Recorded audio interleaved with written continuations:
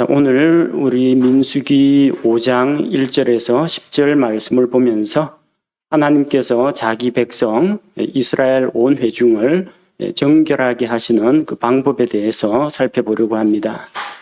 이스라엘은 하나님께서 택하신 거룩한 백성입니다. 하나님께서 거룩하시기 때문에 자기 백성에게도 똑같이 거룩한 것을 원하십니다.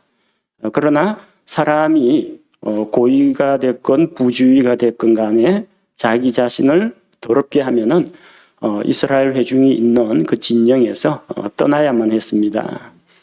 주께서는 부정한 자들을 진영 밖으로 다 내보내라고 말씀하셨습니다. 부정하다라는 말은 더럽혀진 것, 정결하지 못한 것을 의미합니다. 하나님은 거룩하신데 그 하나님의 거룩하심에서 멀어진 것, 하나님의 거룩함을 위반한 것, 그런 것은 다 부정한 것입니다. 이 부정에는 이제 여러 가지 의미가 포함될 수가 있습니다. 물리적인 오염, 그러니까 뭐 씻지 않은 손으로 뭘 만진다라든지 아니면은 어떤 짐승의 사체라든지 부정한 짐승과 접촉을 했다든지 그런 것들이 있고, 혹은 이제 도덕적인 부정도 있습니다. 간음이라든지 하나님 앞에서의 그 음란한 경건치 못한 말, 이런 것들이 도덕적인 문제가 되고, 또 영적인 오염, 우상숭배의 죄라든지 하나님에 대한 반역이라든지 이런 것들을 모두 포함합니다. 세균으로 인해서 더럽혀질 수도 있고요, 몸에서 나오는 어떤 유출물로 인해서 더러워질 수도 있고, 뭐 부정한 짐승이나 곤충 혹은 간음, 더러운 말, 우상숭배, 여러 가지 것들로 사람은 부정하게 될 수가 있습니다. 근데 오늘 본문에서 특별히 이제 언급한 것은 몇 가지가 있는데, 첫 번째가 이제 나병 환자입니다.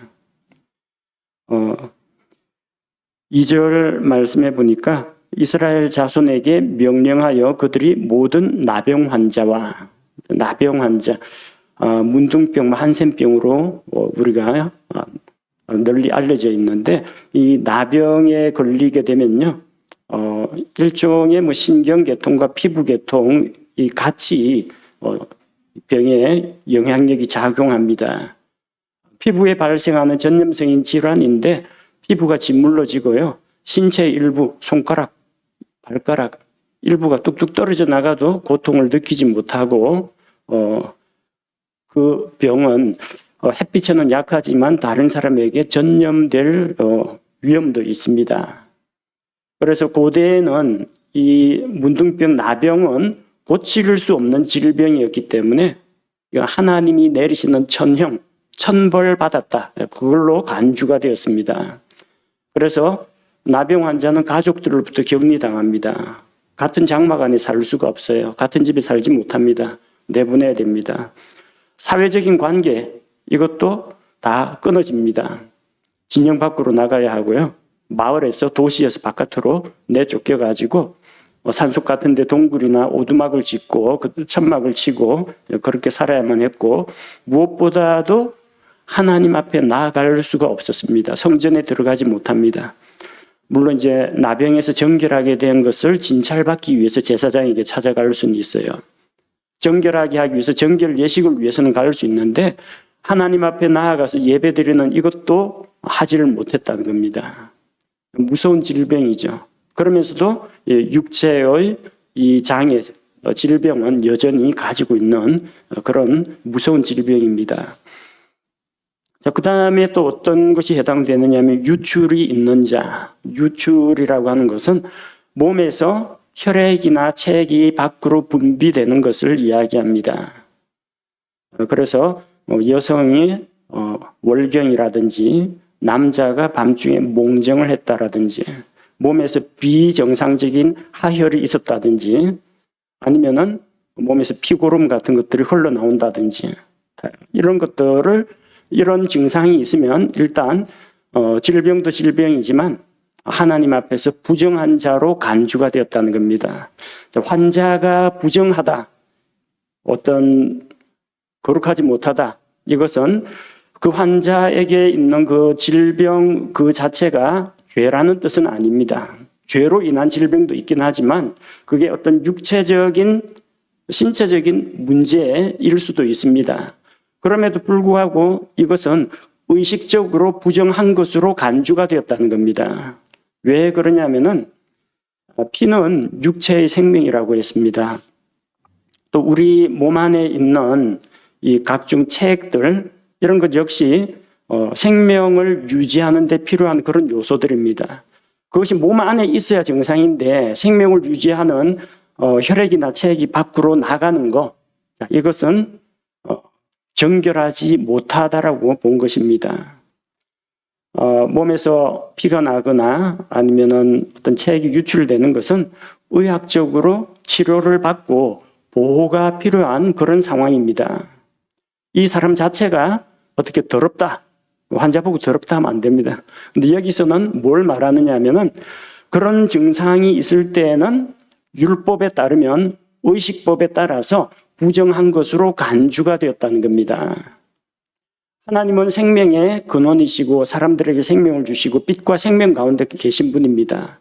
그런데 이 생명에서 멀어지는 것, 생명의 근원이라고 할 수 있는 이 피가 혹은 체액이 밖으로 비정상적으로 분출되는 것, 유출되는 것은 거룩하지 못하다, 부정하다, 간주되었습니다. 그리고 또 하나가 죽은 자들로 인해서 죽은 시체를 가까이 한 자. 시체는 시간이 흐르면 계속해서 부패합니다. 세균이 번식합니다. 사람이 살아있을 때는 괜찮아요.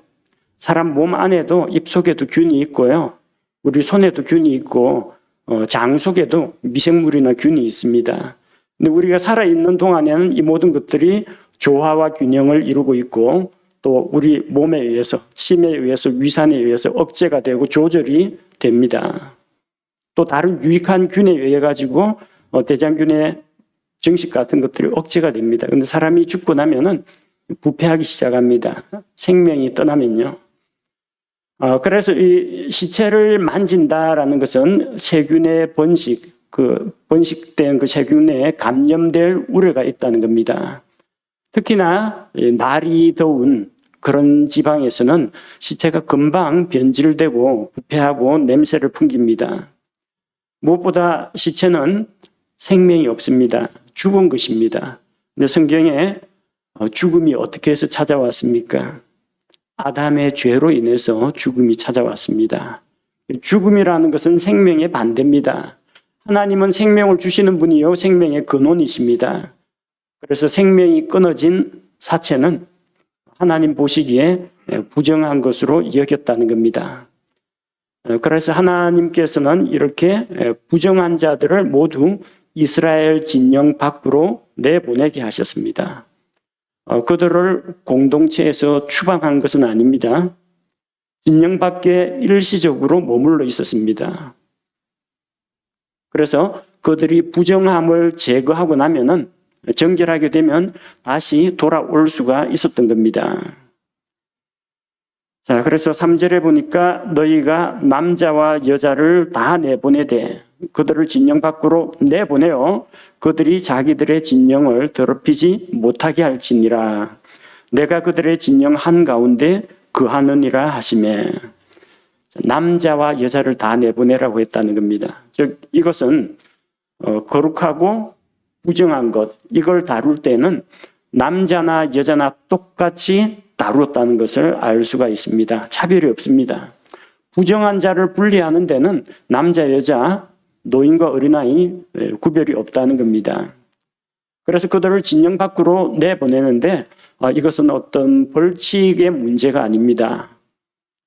그 사람을 괴롭게 하기 위해서 바깥으로 내보내는 게 아니라 다른 사람들을 안전하게 보호하기 위한 조치였습니다. 다른 사람들이 부정한 자들과 접촉하면은 부정한 자에 접촉한 사람은 그 사람 역시 부정하게 되기 때문에 공동체의 안전을 위해서 또 감염이 전파되는 것을 막기 위해서 격리시켰다는 겁니다. 격리되어 있으면 뭐합니까? 진영 밖에 나가서 진영 밖에 있는 동안에 자기 자신을 돌아보고 자기 몸도 돌아보고 또 그러면서 정결하게 하는 그 기간을 다 채우면서 그들은 기다렸습니다. 또 그들을 이렇게 분리해야만 하는 이유는 하나님께서 이스라엘 진영의 한가운데 거하시기 때문입니다. 이스라엘 진영 동서남북 한가운데 하나님의 성막이 있습니다. 그리고 성막 안에 있는 지성소에 하나님께서 영광스럽게 임재하십니다. 이스라엘 회중의 성막은 하나님의 임재의 상징입니다. 거룩하신 하나님을 우리가 모시고 있다. 다 그렇게 믿고 있습니다.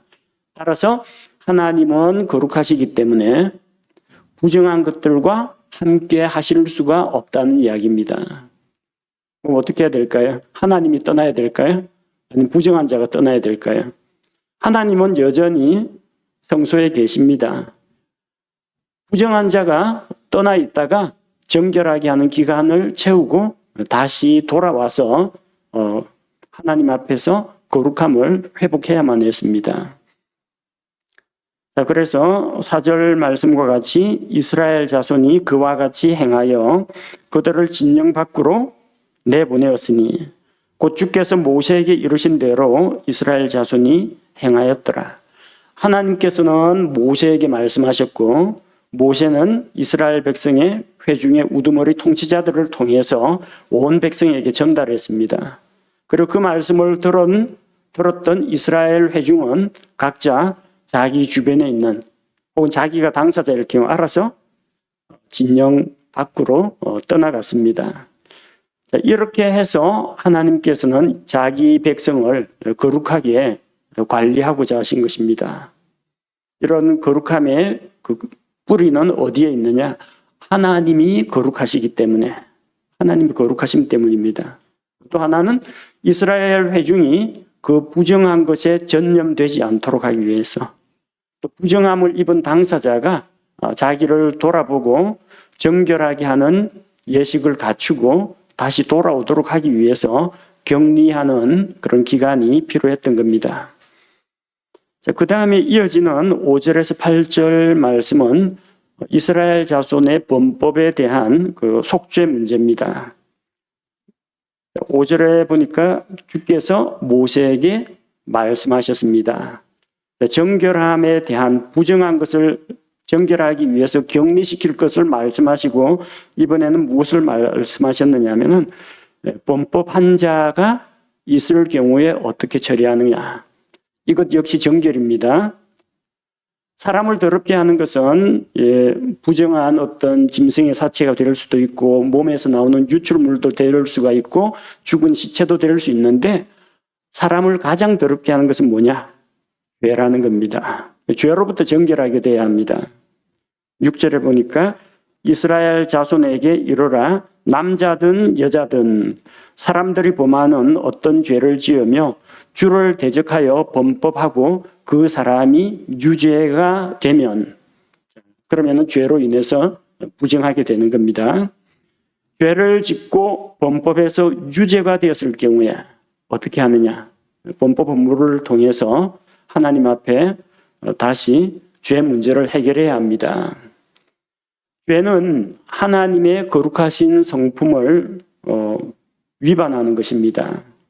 그리고 하나님의 말씀, 하나님의 명령을 어기는 것, 또 하나님의 뜻을 거스르는 것입니다. 이걸 각각 죄, 범법, 불법이라고 이야기합니다. 범법이라는 말은 트레스패스라고 하는데 넘어간다는 이야기입니다. 트랜스가 있는데 경계가 있는데 그 경계선을 넘어가는 겁니다. 그게 범법입니다. 쉽게 이야기하자면요. 인도하고 차도가 있죠. 근데 차량이 인도로 돌진하는 거, 차선 중앙선을 침범하는 거, 사람이 신호를 무시하고 도로 가운데 뛰어드는 거, 다 선 넘는 행동입니다. 선을 넘는 게 범법이라는 겁니다. 법을 어긴다 그런 의미입니다. 그런데 이 사람들이 범하는 그런 죄들, 다른 사람에게 손해를 끼친다든지 피해를 준다라든지 속인다든지 갈취한다든지 이런 죄는 얼핏 보기에는 피해 당사자가 사람이기 때문에 사람과 사람 사이에 일어나는 그런 관계 문제로 보입니다. 그러나 오늘 본문 말씀해 보니까 어떤 죄를 지으며 주를 대적하여 범법하고, 죄를 짓는 것이 하나님을 대적한다고 했습니다. 죄의 피해자가 사람이라고 할지라도 모든 죄는 결국 하나님을 대적하는 겁니다. 다윗이 밧세바와 간음하고 시편에서 뭐라고 고백했습니까? 내가 주께만, 오직 주께만 죄를 지었다. 그렇게 고백했죠. 나단 예언자가 와서 다윗에게 책망할 때 다윗이 뭐라고 고백했습니까? 내가 주께 죄를 범하였나이다. 죄는 하나님의 말씀을 어기는 겁니다. 하나님의 뜻을 거스르는 겁니다. 곧 하나님을 대적하는 거라는 겁니다. 이것을 우리가 알아야 합니다. 이걸 모르면요, 죄에 대한 해결책을 알 수가 없어요. 죄는 하나님에 대한 반역입니다. 근데 많은 사람들이 자기 죄 문제를 해결하기 위해서 어떤 방법을 씁니까? 내가 잘못한 만큼 다른 사람에게 선행을 하겠다. 그걸로 속죄를 하고 보상을 하겠다. 재산을 털어서 사회에 기부하겠다. 혹은 자기 자신의 몸에다가 형벌을 가하고 가시방석 같은 데 누워가지고 고행을 하거나 혹은 자기의 마음을 다스리려고 합니다. 뭐가 빠졌어요? 하나님이 빠졌습니다. 죄 문제를 해결하는데 하나님하고의 끊어진 관계를, 그리고 하나님을 대적한 것에 대한 회개나 보상은 없이 사람에게 잘해주고 자기 자신을 다스리고 반성하려고 하고 교정이나 교화를 하려고 하는, 이것은 근본적인 해결책이 될 수가 없다라는 겁니다. 만약에 자기가 내가 죄를 지었는데 이것이 하나님을 대적한 것이다, 그걸 깨닫고 유죄가 되면은 자기 스스로 죄를 깨닫고 유죄라는 것을 알게 되는 그런 경우도 있습니다. 혹은 재판의 결과로 유죄가 밝혀지는 경우도 있습니다. 주변에 있는 다른 사람이 책망하고 깨우쳐줘가지고 자기의 죄를 깨닫는 경우도 있습니다. 어떤 경우라도 유죄가 되면은 자기의 범법 문제를 해결해야 합니다. 자, 유죄가 되면 어떻게 한다고요? 7절에 보니까 그들은 자기들이 지은 죄를 자백하고 그는 자기가 범법한 것을 그것의 본래의 것으로 갚되 거기에 그것의 5분의 1을 더하여 자기가 범법한 사람에게 그것을 돌려줄지니라. 자, 범법 헌물에 대한 이야기입니다. 우리 그 5가지 헌물 가운데에서 범법 헌물이 있습니다. 범법이라는 것은 법을 어기는 것인데 이 죄 헌물하고의 차이점이 뭐냐면요, 자기가 범법한 것에 대해서 손해배상과 피해에 대한 회복이 뒤따르는 것이 범법 헌물입니다. 그래서 범법의 경우 몇 가지 예를 들자면요, 자기가 서원을 했어요. 서원을 어겼습니다. 다른 사람의 물건을 맡아뒀는데 부주의로 잃어버렸습니다. 훔치려고 한 건 아니에요. 그리고 다른 사람 물건 자기가 고의로 파손한 것도 아닙니다. 보관을 잘못해가지고 손상이 가거나 가축을 잃어버리거나 물건 지갑 같은 걸 맡았는데 잃어버리거나 그랬을 경우에, 다른 사람과 계약을 맺었는데 계약을 어겼을 경우에, 다른 사람을 위해서 증언을 해야 되는데 사실을 알고 있으면서도 입을 닫고 증언을 안 했을 경우에, 다른 사람에게 거짓말을 했을 때, 하나님 앞에 거짓 맹세를 했을 때, 또 한 가지가 뭐냐면요, 레위기 5장 2절에 나오는 말씀인데, 만일 어떤 혼이 부정한 것, 즉 부정한 짐승의 사체나 부정한 가축의 사체나 부정한 기는 것들의 사체를 만지면 비록 그 일이 그에게 드러나지 아니하였을지라도 그는 또한 부정하며 유죄가 되리라. 레위기 5장 그 초반에 나오는 말씀들이 전부 범법에 대한 이야기입니다. 왜 부정한 자를 진영 밖으로 격리하는 이야기하다가 왜 갑자기 범법 헌물 이야기가 나오느냐면요, 부정하게 되었을 때 그것을 회복하는 것도 범법 헌물을 통해서 회복을 합니다. 그래서 어떤 사람이 죄를 지어 유죄가 되면 이게 부정이에요. 그 부정에서 회복하기 위해서 범법 헌물을 하나님께 드리는 거, 그게 이번 시간에 다루는 이스라엘 회중을 거룩하게 하는 그 방법입니다. 정결하게 하는 방법입니다. 자, 그래서 자기가 유죄라는 것을 알게 되면은 가장 먼저 필요한 게 자기가 지은 죄를 자백해야 됩니다. 죄에 대한 자백이 없이는 회개는 일어나지 않습니다. 근데 잘못한 게 없는데 회개가 어디 있습니까? 잘못한 게 없는데 피해 보상이 어디 있습니까? 자기가 유죄가 되면 자기 죄를 시인해야 한다는 겁니다. 회개는 죄를 죄로 인정하는 것에서부터 시작합니다. 그리고 자기가 범법한 것을 본래의 것으로 갚아야 합니다. 원상 회복이 필요한데 죄 헌물과 달리 범법 헌물에는 하나님께 드리는 희생 헌물은 물론이요, 피해를 입힌 것에 대한 보상도 같이 해야 합니다.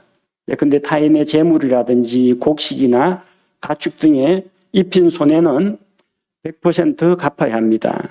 1절에 나오는 것처럼 그것의 본래의 것으로 갚되 100% 갚아야 됩니다. 근데 거기에 플러스가 있어요. 그것의 5분의 1을 더해서 갚아야 됩니다. 5분의 1이니까 20%. 그러니까 자기가 100% 잘못한 게 있으면 120%를 갚아야 된다는 겁니다. 이것은 하나님께 드리는 희생 헌물과는 별도로 피해자에게 주는 것을 이야기합니다. 그렇게 보상을 할 때 죄로 인한 상처, 그 사람이 입은 죄로 인한 상처까지도 같이 회복시켜 주는 것을 의미합니다. 그런데 이제 또 만약에 또 이런 경우가 있어요. 8절에 그러나 만일 그 사람에게 친족이 없어서 범법한 것을 돌려줄 수 없거든 그 범법한 것을 주께 곧 제사장에게 돌려줄지니 이것은 그를 위하여 속죄할 때 쓸 속죄의 순양 외의 것이니라. 원래는 피해자한테 보상하는 게 맞습니다. 근데 만약에 피해자가 없다. 피해자의 가까운 친족에게 갚아줘야 됩니다. 근데 만약에 피해자가 누구라고 딱히 특정하기가 곤란한 그런 경우가 있습니다. 예를 들어서 나사르 사람이 서원을 했는데 부정한 것에 그냥 접촉을 했어요. 내가 원한 바는 아닌데 갑자기 옆에서 누가 죽는 바람에 내가 부정한 자가 되어버렸어요. 그럼 나사르 사람이 서원이 깨졌죠. 그럼 어떻게 합니까? 누구한테 피해 입혔어요? 사람은 피해 본 사람이 없는데 하나님 앞에서 부정한 것 때문에 나사르 사람의 언약, 약속을 어긴 경우입니다. 피해자는, 인간 피해자는 없어요. 하나님의 그 거룩하심을 침범한 겁니다. 이런 경우가 있어요. 피해자가 없거나 피해자를 특정할 수 없거나 피해자에게 뭔가를 물질적으로 보상을 하려고 했는데 찾아보니까 피해자의 친족도 없을 경우에 자, 그럼 그걸 누구한테 드려야 되느냐? 그것은 주께 드려야 합니다. 그래서 말씀해 보니까 8절에 나오는 바와 같이 그 범법한 것을 주께 곧 제사장에게 돌려줄지니 주께 곧 제사장에게 제사장이 하나님이라는 의미는 아닙니다. 이 말은 주께 드려야 하는데 하나님은 영이십니다. 물건 같은 걸 받지 않으시고요. 하늘에 계신 하나님께서 대신해서 뭐 물건 수납 맡아주고 그러진 않습니다. 그러니까 하나님께 드리려면 제사장에게 드리는 겁니다. 주께 드리려거든 그것을 하나님께서 세우신 제사장에게 주라는 이야기입니다. 그러면은 제사장이 그것을 받게 됩니다. 하나님을 대신하여 하나님에게 드린 것이기 때문에 하나님께 바친 것은 제사장의 몫이 된다는 이야기입니다. 그것은 속죄의 순양 외의 것이라고 했습니다. 그러니까 죄로 인해서 하나님 앞에 희생 제물을 드리는 것 제외하고 그 사람에 대한 피해 보상은 별도로 해야 된다는 겁니다. 많은 경우에 우리가 이제 잘못 알고 있는 것 중에 하나가 내가 잘못했다. 누군가에게 잘못을 했다. 하나님 앞에 회개합니다. 회개 기도합니다. 하나님이 나를 용서하셨구나. 잊어버리고 끝나버립니다. 이래 되면 안 된다는 이야기예요. 내가 누구한테 잘못했다라면 그 사람한테 사과하고 용서를 구하고 그 사람하고 다시 관계를 회복하는 것이 필요하다는 겁니다. 자, 이렇게 이제 거룩하게 구별해 가지고 하나님께 바친다고 바치면 제사장이 그것을 받아들입니다. 근데 9절에 그것은 누가 갖느냐? 피해 보상을 위해서, 회복을 위해서 120%를 갚으려고 했는데 받을 사람이 없어요. 누구한테 줘야 될지도 모르겠고. 그러면은 주께 드립니다. 주께 드린다는 것은 성막 앞으로 가져와서 제사장에게 주는 것을 이야기합니다. 9절 말씀해 보니까 이스라엘 자손이 드리는 모든 거룩한 것들의 모든 헌물, 곧 그들이 제사장에게 가져오는 것은 제사장의 것이 될지니라, 그렇게 기록했습니다. 이스라엘 자손이 주께 드리는 거룩한 헌물은 제사장의 것이 됩니다. 물론 하나님 앞에 가져왔으니까 희생물을 가지고 왔으면 그 희생물은 일단 하나님께 드립니다. 잡아서 피를 드리고 기름을 태워드리고, 그리고 그 나머지 고기 몫은 제사장이 나누게 됩니다. 그리고 만약 그게 화평 헌물이면은 그것을 가져온 사람도 몫을 나누어 받게 됩니다. 10절 말씀에 각 사람이 거룩하게 구별한 것들은 제사장의 것이 되리니 곧 어떤 사람이 제사장에게 주는 것은 무엇이든지 그의 것이 되리라. 그렇게 기록되어 있습니다. 거룩하게 구별해서 드리는 것들, 그것은 제사장의 몫이라고 했습니다. 거룩하게 구별하여 드리는 것들을 나중에 다시 언급이 됩니다만, 이제 거제 헌물, 그리고 요제 헌물, 들어보셨어요? 거제 헌물. 들어 올리는 헌물입니다. 거제. 들을 거자를 사용합니다. 요제, 흔드는 겁니다. 흔들어 드리는 헌물을 이야기합니다. 그리고 첫 열매, 처음 익은 곡식 수확해가지고 첫 번째로 수확한 곡식단을 가져오는 것, 그 첫 열매는 제사장에게 가지고 옵니다. 11조, 이것 역시 주께 드리는 것인데 제사장이 그것을 받습니다. 그래서 제사장들과 레위 사람들이 나누게 됩니다. 어떤 사람이 제사장에게 주는 것은 무엇이든지 그의 것이 될 것이라고 했습니다.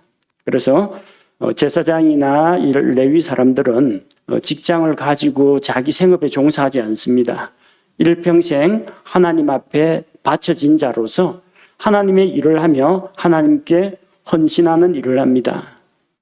그 덕분에 이스라엘 백성이 하나님 앞에 나와서 경배드리는 일이나 또 이스라엘 백성이 자기 죄 문제를 해결하기 위해서 하나님 앞에 나올 때 그들을 하나님과 연결시켜주는 이런 일들을 하는 겁니다. 자, 그래서 제사장이나 레위 사람들은 이스라엘 백성이 가져오는 것, 주의 제단에 드린 것으로 먹고 살게 되는 겁니다. 주의 제단에서 나오는 헌물 중에 일부, 그리고 이스라엘 자손이 주께 드리는 첫 열매나 11조 이런 것들을 그들이 받아 누렸습니다. 그래서 그들은 땅의 상속은 받지 못했지만 하나님이 그들의 상속 유산이 되어주신 것입니다. 자, 오늘 우리가 살펴본 것은 하나님께서 자기 백성 이스라엘 회중을 거룩하고 정결하게 하기 위해서 알려주신 사항들입니다. 부정함을 입은 자들은 진영 밖으로 내보내서 정결하게 하는 기간을 채운 다음에 다시 들어올 수가 있다. 그리고 부정함을 입었거나 혹은 주를 대적하여 범법하여 그 범법으로부터 정결하게 되기 위해서는 하나님께 희생 헌물을 드리는 것과 함께 피해 보상에 해당되는 손해를 끼친 것, 그것 100% 그리고 그것의 20%를 가중해가지고 돌려줘야 한다는 것. 그렇게 함으로써 자기 범법 문제를 해결할 때 이스라엘 회중이 하나님 앞에 정결함을 입을 수가 있다는 겁니다. 그리고 그 정결하게 하는 과정에서 주께 바친 것은 제사장이 받아서 제사장들과 레위 사람들의 몫이 될 거라고 했습니다. 자, 이스라엘 백성은 몸에 유출이 있거나 부정한 것에 접촉하면 부정함을 입은 것으로 간주가 되었습니다. 그래서 우리 역시 우리 몸을 하나님 앞에서 정결하게 관리해야 됩니다. 그리고 우리 눈과 우리 귀로 들어오는 것들, 우리의 거룩한 삶을 방해하는 것들을 주의해야 하고, 또 무엇보다도 사람을 더럽게 하는 것, 다른 오물 같은 거나 유출물 같은 거는 씻고 알코올로 소독을 하면 되는데, 그보다도 우리 자신을 더럽히는 것, 그 죄의 문제를 해결하기 위해서 예수 그리스도의 십자가를 의지해야 하고, 거룩한 삶을 위해서 죄를 멀리하는 그런 삶을 살아야 합니다. 하나님께서는 거룩하십니다. 그래서 자기 백성이 거룩한 삶을 살아가기를 원하십니다. 하나님께서 이스라엘 백성에게 레위기를 통해서 주신 말씀을 보면 알 수가 있습니다. 그들은 먹는 것도 거룩해야 했습니다. 먹을 수 있는 음식과 먹지 못하는 음식을 구별을 했습니다. 입는 것 역시 주의해서 입어야 됐습니다.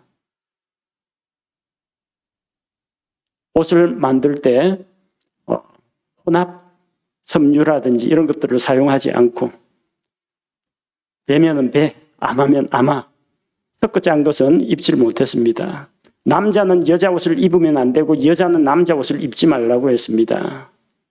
하나님께서 그들에게 복장에서도 거룩함을 요구하셨습니다. 접촉하는 것을 주의하라고 했습니다. 부정한 벌레라든지 어떤 동물의 사체라든지 죽은 사람의 시체라든지 그런 것들도 주의해야 했고, 부정한 사람과 접촉하지 않도록 그들은 주의를 기울여야 했습니다. 정말 철저하게 이렇게 율법에 따라서 정결하게 살았는데, 우리 신약교회 성도들은 여기에 나오는 레위기의 율법을 지키지는 않습니다. 그러나 그럼에도 불구하고 하나님께서는 우리에게 정결한 것을 원하십니다. 우리가 맑은 정신과 건전한 생각을 갖기를 원하시고, 우리의 말과 우리의 행동이 거룩하기를 원하고 계십니다.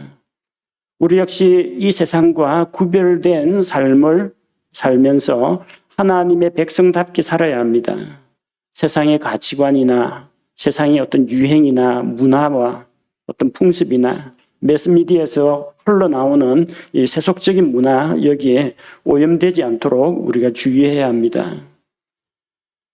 이스라엘 자손은 하나님께 드리는 헌물 이외에도, 하나님께 드리는 것 이외에도 주님을 섬기는 제사장이나 레위 사람들에게 주는 것이 있었습니다.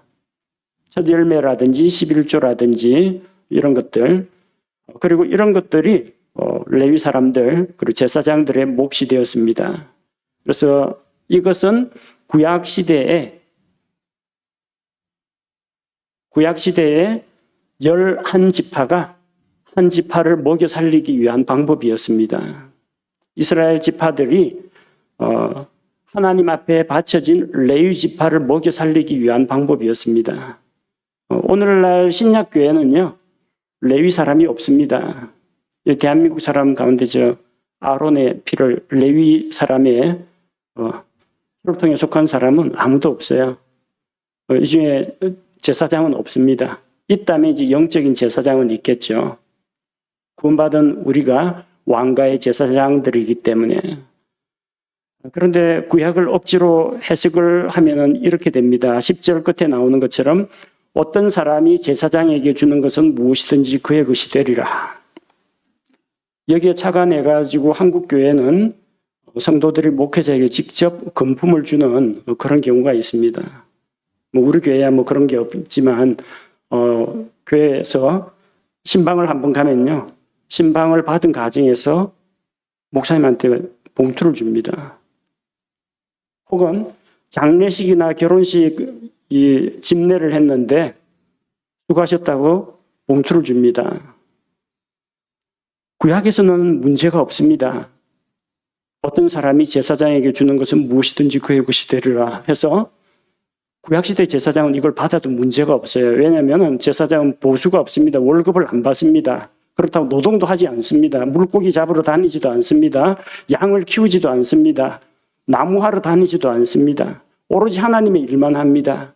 그렇기 때문에 이스라엘 온 회중이 레위 지파를 지원을 해준 겁니다. 그러나 신약교회는 제사장도 없고 레위 사람도 없기 때문에 그걸 받으면 안 됩니다. 만약에 이제 나눔이나 섬김을 위해서 주려고 하면요, 개인에게 직접 주는 것이 아니라 빌립보 교회나 고린도 교회가 했던 것과 마찬가지로 교회를 통해서 하는 것이 옳습니다. 그렇게 할 때 받는 사람은 하나님께 감사드릴 수가 있고, 준 사람도 자기 자신을 드러내고 내색하고 자기 자신을 자랑하지 않게 되고 교만한 마음에 빠지지 않게 됩니다. 그리고 목회자와 성도가 사적인 어떤 금전 관계에 의해서 영향을 받거나 하는 그런 일이 없게 된다는 겁니다.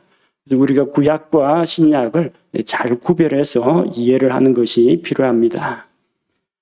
오늘은 여기까지 우리가 살펴보겠습니다. 함께 기도하겠습니다. 거룩하신 아버지 하나님, 구약시대에 하나님께서 자기 백성을 얼마나 아끼시고 또 얼마나 철두철미하게 거룩함을 가르치셨는지 성경 말씀을 통해서 살펴보았습니다. 우리 눈에 보기에는 그냥 단순한 몸에서 일어나는 각종 질병이나 몸에 피가 나거나 몸에서 유출물이 나오는 질환으로 보지만 하나님께서는 그런 것들로부터 사람이 부정하게 되지 않기를 원하셨고, 또 어떤 동물의 사체나 죽은 사람의 시체에 가까이 하는 것조차도 생명의 근원이신 하나님을 생각할 때 그것을 멀리해야만 했던 것을 우리가 보게 됩니다. 먹는 것 하나, 입는 것 하나, 삶의 모든 영역에서 거룩함을 원하셨고, 또 알지 못하는 가운데 죄를 짓거나 다른 사람에게 손해를 끼칠 경우에는 반드시 그 죄 문제에 대해서 하나님과 관계를 먼저 회복하고 또한 피해 입은 자에게 보상과 회복을 시켜주었던 것을 보게 됩니다. 하나님의 이런 엄격하신 그 거룩하심이 우리 삶 가운데에서 이루어지길 원합니다. 우리의 몸과 마음이 정결하게 되길 원하며 우리 마음속의 생각과 우리의 가치관이 하나님의 말씀을 따라 정결하게 되길 원합니다. 하나님, 또 우리가 거룩하신 하나님을 생각할 때 죄와 범법을 멀리하게 하시고, 또 죄와 범법을 우리가 저질렀을 경우에 이스라엘 백성이 짐승의 피를 가지고 주께 나아갔다면 우리는 우리를 구속하신 예수 그리스도의 피를 의지하여 우리 죄를 자백하고 하나님 앞에 나아갈 때 우리의 모든 죄를 용서하시고 우리를 모든 더러운 것에서 다시금 깨끗하게 해주시는 것을 믿습니다.